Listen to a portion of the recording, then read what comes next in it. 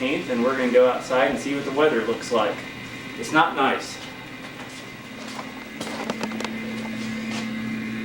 My little Buddha is underground, and hopefully the ducks have flown south for the winter because they'll be out. I can't even open my door. But we've got an ice storm going on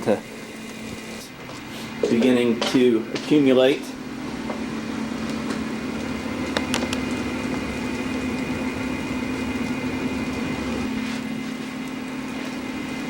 It does not look good unless you're Mr. Plow.